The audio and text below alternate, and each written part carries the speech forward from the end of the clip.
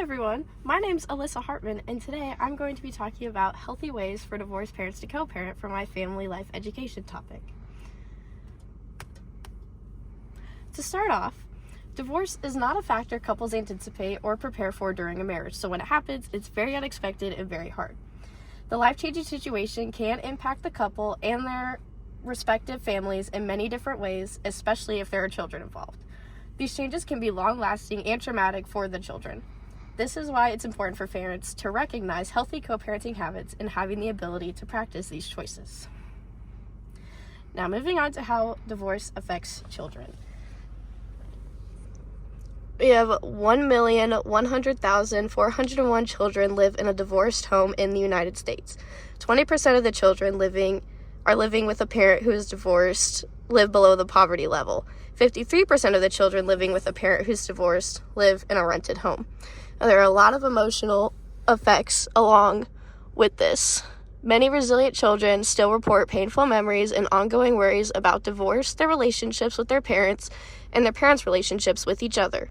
In 2000, a study was conducted as the pain reported by 99 college students where parents had divorced at least 3 years previously. To the right is a graph of percentages of students who reported their painful feelings. You can kind of zoom in and see that there's a lot of different things that kids worry about with their parents and being divorced. Now, moving on to my first FLE point is internal dynamics for families.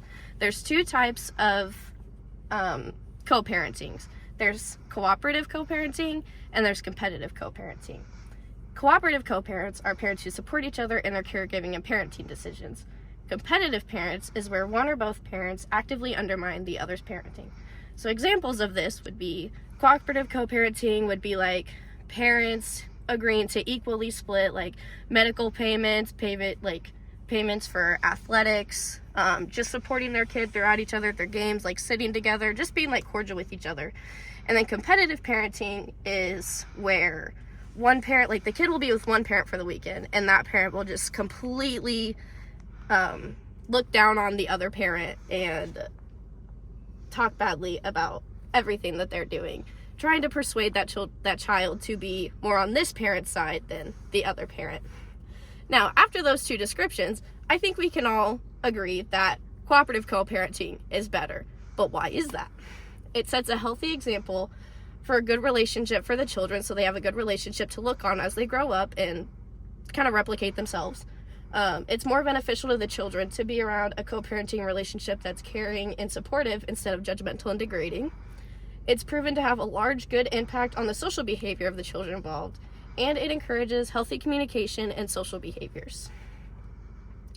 Now, the second one is human growth and development across the lifespan.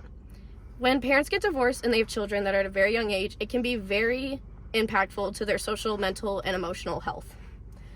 Children from divorced parents,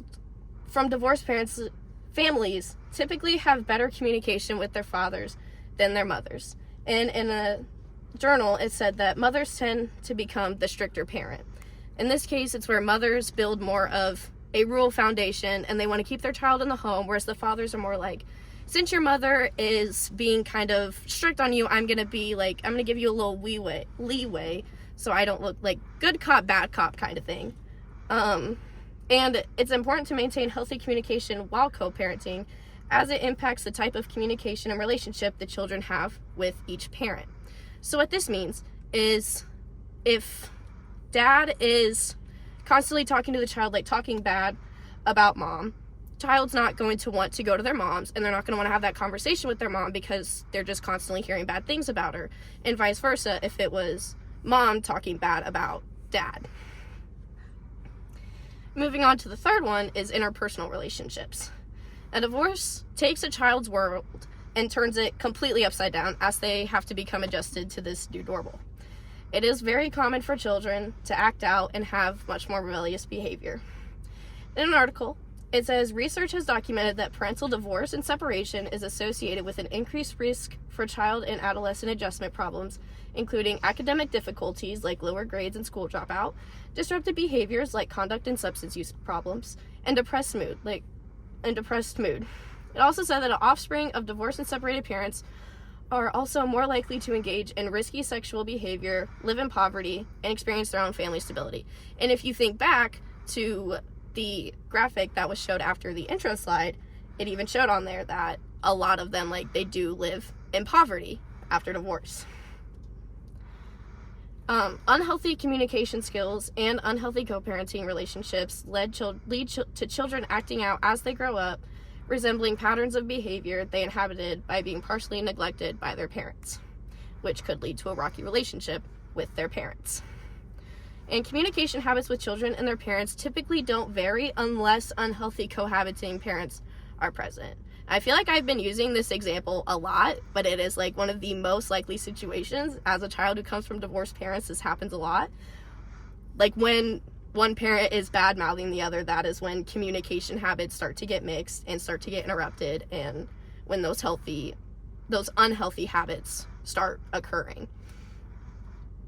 But how divorce affects children, it affects their behavior problems, like we just talked about, mental health problems, like talked about previously with their social, mental, and emotional behavior, risk-taking behaviors, as previously said in that slide, and poor academic performance, as also previously mentioned.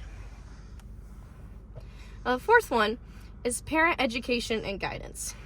Divorce is an unfortunate thing that can happen, and no one's prepared for it when it happens. Because no one's prepared for it, that's why parenting classes were made.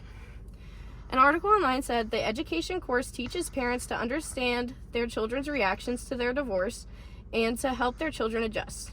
Parents learn how children of different ages express their pain and loss, and the best parenting methods for helping them cope during and after the divorce. It's important to remember that everyone in the family is being impacted by this hard time.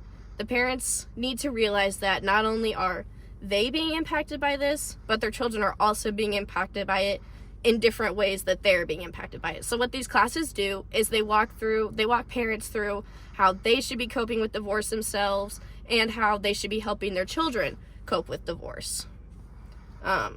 It helps parents learn how to live this new life themselves and how to help their children through it in the best way possible, just to make it less hard on everyone.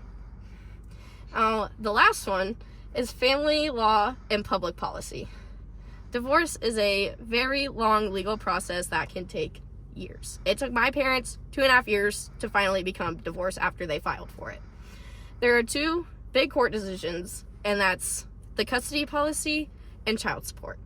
So custody policy determines which parent has a child on certain days of the week, weekend, holidays, birthdays, family vacations, anything resolving family time and needing parents.